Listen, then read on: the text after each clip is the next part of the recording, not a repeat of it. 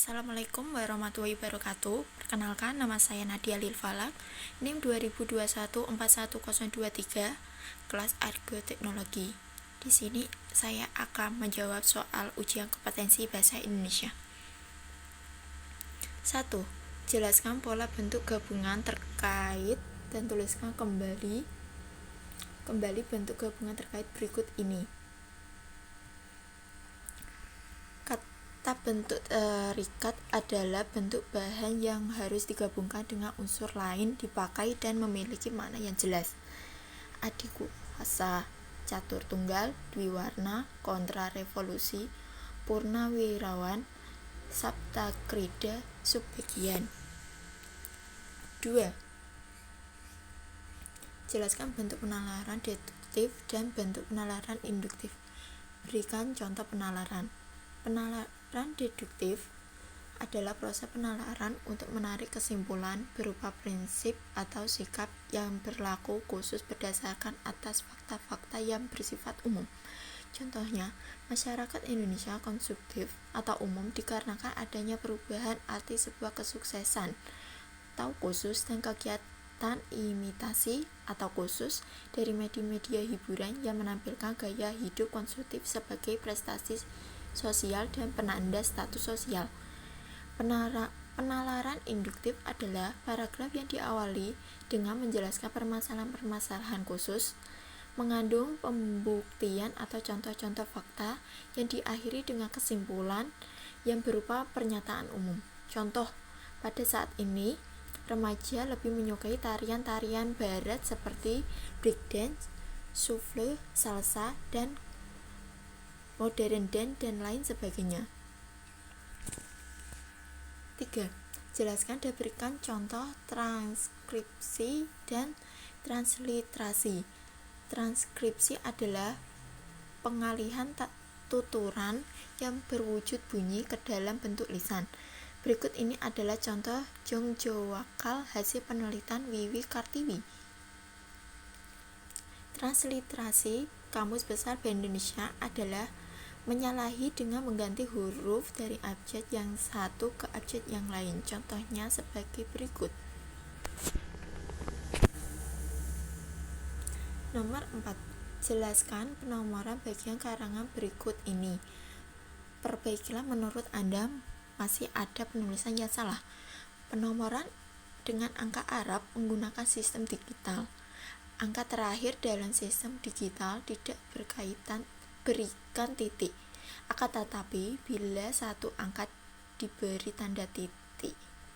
Program usaha 1 titik tahap persiapan program 1 titik penerimaan warga belajar 1 titik 2 titik pemilihan penyelenggaraan 1 titik 3 titik pemilihan ketua kerja usaha 1 titik 3 titik 1 titik musyawarah 1 titik 3 titik 2 titik ditunjukkan yang benar. Program usaha 1 titik tahap persiapan program 1 titik 1 penerimaan warga belajar 1 titik 2 pemilihan penyelenggaraan 1 titik 3 pemilihan ketua kerja usaha 1 titik 3 1 titik musyawarah 1 titik 3 2 titik 2 ditunjuk. Nomor 5. Jelaskan cara penulisan gelar akademik yang benar. Kemudian jawab soal berikut ini. Jika masih salah penulisan segera perbaiki. Penulisan gelar akademik mengikuti aturan yang berlaku, yaitu pada aturan tentang penulisan singkatan, penulisan tanda titik, dan penulisan tanda koma. Contoh, Bayu Maharani S.S R.M Pratama M.M Dr. Rifai Mutharoman SPD MPD. Yang benar, Bayu Maharani, S. R.M. Pratama, M.M. Dr. Irfan Fathurrahman, S. PD, M titik PD titik. Nomor 6. Jelaskan penggunaan tanda elips, tanda suku, dan tanda kurung. Berikan contoh penggunaan tanda tersebut dalam kalimat.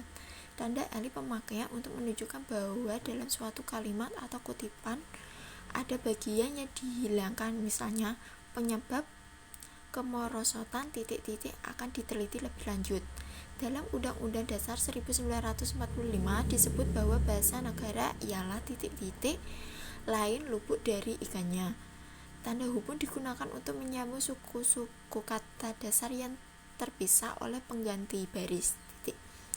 Contohnya, selain digunakan untuk menjadi pelindung tubuh, rompi itu juga didesain sebagai senyaman mungkin. Terkadang ada kalanya kita harus berhenti untuk menghayalkan imajinasi kita terlalu tinggi. Tanda kurung digunakan untuk mengapit tambahan keterangan atau penjelasan yang bisa digunakan untuk menjelaskan abbreviasi. Contohnya, Kementerian Riset dan Teknologi dan Pendidikan Tinggi telah menyelenggarakan program Hibah Bina Desa atau PHBD semenjak bulan lalu. Dewan Perwakilan Rakyat Republik Indonesia DPR RI mengajukan kebijakan yang terlalu mementingkan permasalahan pribadi. Nomor 7. Jelaskan 3 cara penalaran induktif meliputi generalisasi, analogi, hubungan sebab akibat, klausa. Jelaskan satu persatu disertai contohnya. Generalisasi adalah sebuah bentuk dari kegiatan penalaran yang di dalamnya bertolak dari beberapa macam bentuk fakta maupun berbagai macam bentuk gejala yang secara khusus akan dilakukan pengamatan, kemudian akan dilakukan penalaran terhadap kesimpulan yang secara umum terhadap sebuah bagian dari segala yang diperhatikan. Contohnya adalah data, statistik, fakta, hingga kesimpulan. Analogi adalah dua macam bentuk hal yang dimana dilakukan perbandingan yang pada akhirnya akan memperhatikan seluruh persamaan yang ada tanpa melibatkan perbedaan yang ada. Contohnya adalah ketika seorang ingin memakan Indomie, akan tetapi yang ada hanyalah mie sedap, sama-sama mie, tetapi yang membedakan hanyalah mereknya. Sebab akibat adalah proses penalaran yang dimana pada akhirnya akan diselenggarakan dengan melakukan pengemukaan dari fakta yang hanyalah akan membentuk sebab dan pada akhirnya akan menciptakan akibat. Contohnya adalah ketika hutan ditebangi, maka akan yang terjadi adalah banjir. Nomor 8. Jelaskan yang dimaksud dengan silogisme. Berikan contoh silogisme. Silogisme adalah sebuah penalaran deduktif yang dilakukan secara tidak langsung. Silogisme juga dapat diartikan sebagai sebuah argumen deduktif yang memiliki dua premis dan sebuah kesimpulan. Berikut adalah beberapa contoh kalimat silogisme, yaitu jika musim kemarau, sungai akan mengering. Sekarang sungai mengering, jadi sekarang musim kemarau. 9. Apa yang dimaksud dengan konjungsi? Sebutkan jenis-jenis konjungsi dan berikan contoh penalaran konjungsi. Konjungsi diartikan sebuah kata atau ungkapan penghubung antar kata, antar frasa, antar kuasa, dan antar kalimat. Konjungsi koordinatif merupakan konjungsi yang menghubungkan dua unsur atau lebih yang sama penggantiannya atau memiliki status sintaksi yang sama. Contohnya adalah dan, atau, dan tetapi. Konjungsi relatif adalah konjungsi yang menghubungkan dua kata, frasa, atau klausa yang memiliki status sintaksis yang sama. Contohnya baik maupun, tidak hanya, tetapi juga, demikian, sehingga, entah, dan jangankan pun. Konjungsi subordinatif adalah konjungsi yang menghubungkan dua klausa atau lebih dan klausa tidak dapat memiliki status tetis yang sama. Salah satu dari klausa itu merupakan anak kalimat dari induk. 10. Wacana terbagi menjadi 5, yaitu wacana narasi, deskripsi, eksposisi, argumen, persuasi. Jelaskan ciri dan perbedaan tiap wacana tersebut, berikan contohnya. Wacana narasi merupakan jenis wacana yang berisi berita. Wacana ini menceritakan sebuah kejadian serta berurutan berdasarkan waktu kejadian. Ciri-ciri narasi: terdapat tokoh dan terdapat alur dan konflik. Contohnya, Paman baru saja selesai membersihkan halaman depan. Di ruang tamu dilihat Adi dan Beni sedang belajar. Paman menyapa mereka dengan ramah. Paman lalu masuk lewat pintu depan. Wacana deskripsi: jenis wacana yang ditunjukkan kepada penerima pesan agar dapat membentuk suatu citra imajinasi tentang suatu hal. Ciri-ciri deskripsi: menggambarkan suatu objek dengan melibatkan pengamatan dari panca indah. Contohnya, tumbuhan kaktus memiliki ciri khas, yaitu daun, batang, dan akarnya.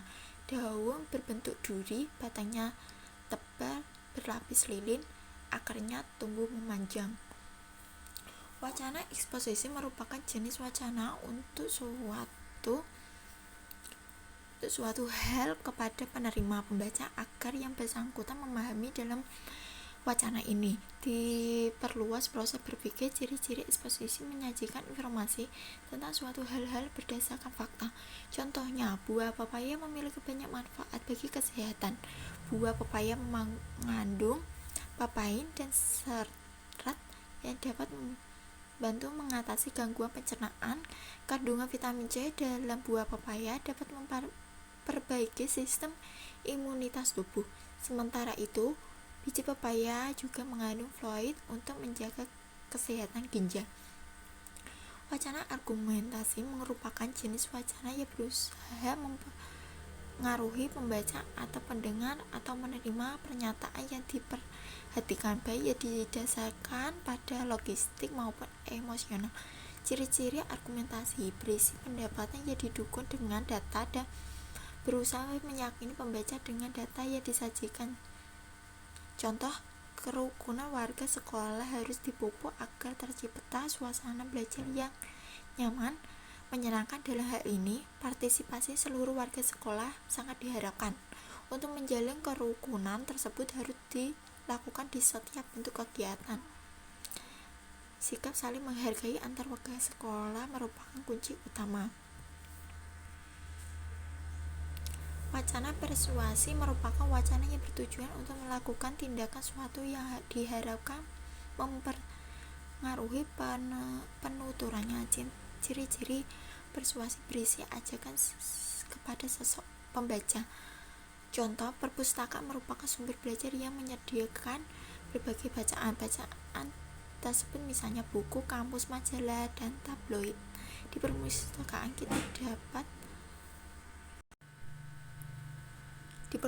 kita dapat membaca sepuasnya. Kita pun dapat meminjam buku dibaca di rumah. Dengan banyak membaca, tentunya kita akan memperoleh banyak pengetahuan. Jadi seharusnya kita memanfaatkan perpustakaan sebagai sumber belajar semaksimal mungkin.